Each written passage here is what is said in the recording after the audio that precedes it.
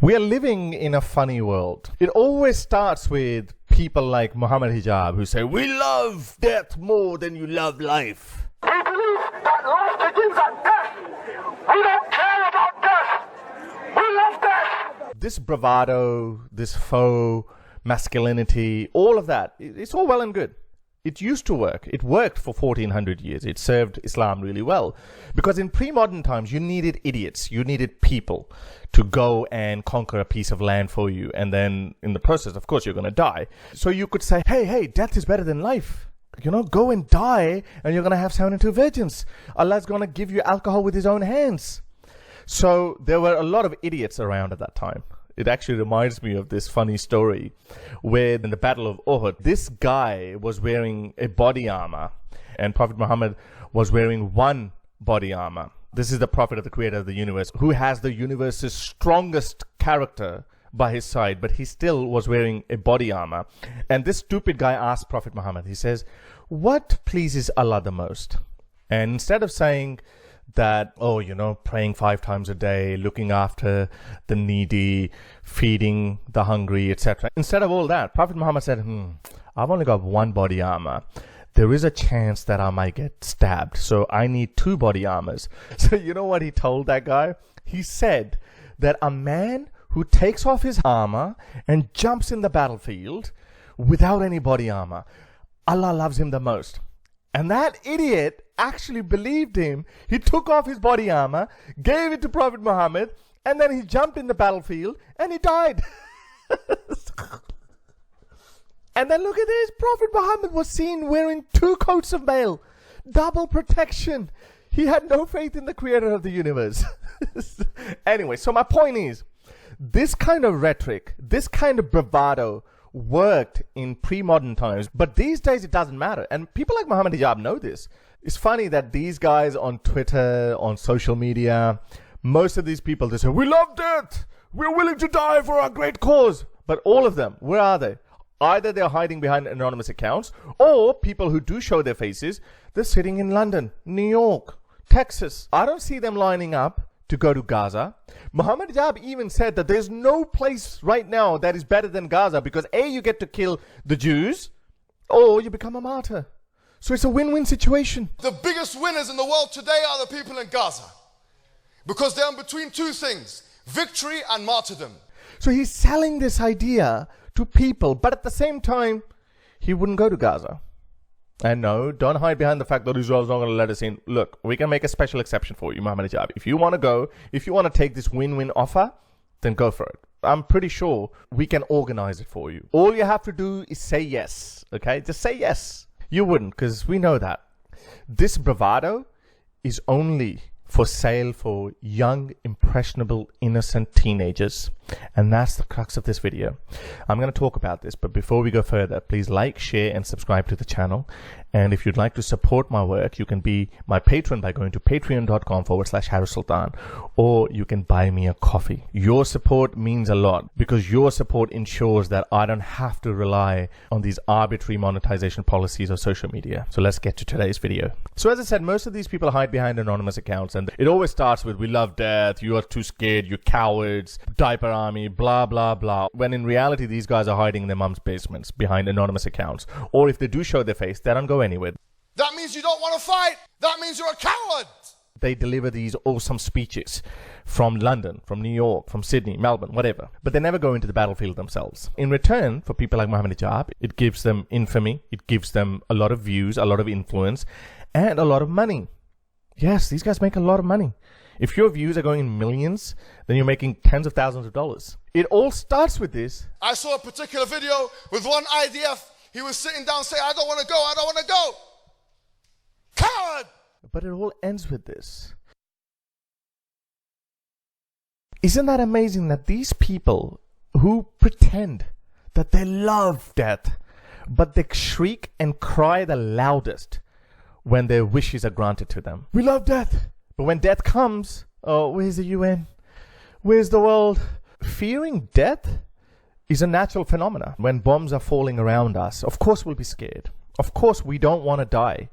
We are not living in any delusions of grandeur and this superhero complex that, oh, we love death.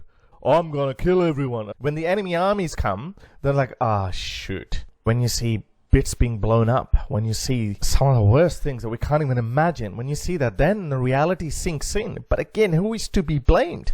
People like these people who glorify death and martyrdom day in, day out? They give these false dreams to young, impressionable people and entice them to embrace martyrdom and death and war and destruction. Hamas's leadership, they talk about, we're people of martyrs, we are not afraid to die, but then he hides in Qatar along with his family in luxury houses. So these people who glorify death and martyrdom and jihad, they need to be arrested. We need to take their speech away from them, because in the end, innocent people suffer. Look at this.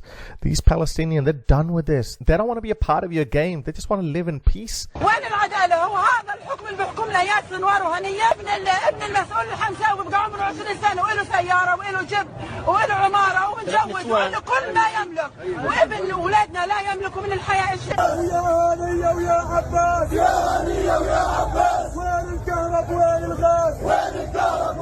وبعدين بالنسبة للمقاومة اللي بتيجي بتخبى بين الناس، ليش بتخبى بين الناس؟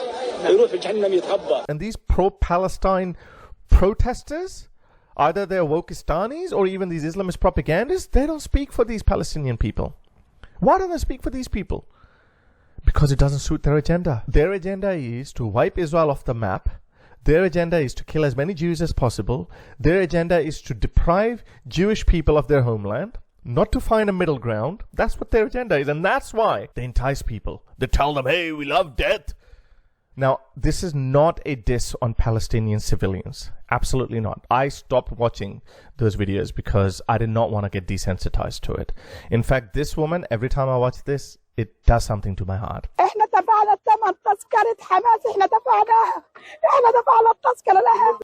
But I have no sympathy for these Hamas fighters and for these Islamist propagandists who deliberately sell this idea that, hey, Palestinians, sacrifice your kids, sacrifice your lives, because we Muslims, we love to die. But these guys, they don't make any sacrifice. They enjoy their YouTube infamy. They enjoy their clout. They make a lot of money in the process. Look at Hamas leadership. Their children don't go to Gaza. They don't sacrifice their lives. If I remember correctly, Benjamin Netanyahu's nephew, I think, died in this war. I'm not a fan of Benjamin Netanyahu, but I'm just saying. It's amazing that these people start with these warriors, you know. They're like, yeah, we're going to take you on. And these blue-haired, useful, idiot Wokistanis. Look at this. These guys have a weird fetish towards these Hamasist terrorists. These Hamasist terrorists, they don't wear these uniforms. They wear these civilian clothes. So when they are captured, they all become civilians. And then they all say, oh, we love life. Please don't kill us. Please, please don't. All that bravado, we love death more than you love life. It fizzles away. Everything goes away. The enemy that we're dealing with is so dishonest, is so deceptive, that the West probably did not see it coming. The West assumed that when all cultures come and live with each other in harmony, then they all kind of find common grounds. But Islam is not that culture. The West gave them human rights, the rule of law, equality, tolerance, freedom to practice their religion, free speech, assuming that they would respect that and they would reciprocate that, but they don't do that. So my question is, why are our politicians not creating new laws? Because this is hate speech, this is violent speech. People like Muhammad Hijab, all these people, they glorify jihad. Jihad speech should be banned. Let me give you an example. ISIS was not even that popular amongst Muslims, yet we had tens of thousands of young Muslim men and women go to Syria to fight for ISIS. But here, Hamas is very popular. The Taliban are very popular. And we have allowed these Islamist propagandists to propagate their views, to glorify jihad, to glorify this war against the West, all in the name of free speech. They're using your values against you. I've been saying this over and over again. Free speech cannot be extended to those who don't believe in free speech. Free speech can only be extended to those who believe in the system, who agree on fundamental values. Yes, you can use your free speech against the president's economic policy or his health policy or tax policy. Yes, you can criticize the president or the prime minister, whatever. You can do that. But what you cannot do is to use free speech to spread anarchy and overthrow the system. But we have allowed these people, like I showed you in my last video, this guy Dilly Hussein, sitting in London, discussing openly how to overthrow governments. How can we, re-establish the Khilafah again? So there are three methods. These people openly profess their views. Back in the day, people used to hide their intent. But these guys say it openly in plain sight. And we say, oh, it's okay. Isn't that beautiful? That's multiculturalism. Our politicians have this death wish, who are willing to turn a blind eye to these people who live in medieval times, who want to overthrow our modern 21st century societies. Jihad speech should be banned. You need to write to your local councillor or member of parliament. We need to push for jihad speech to be banned.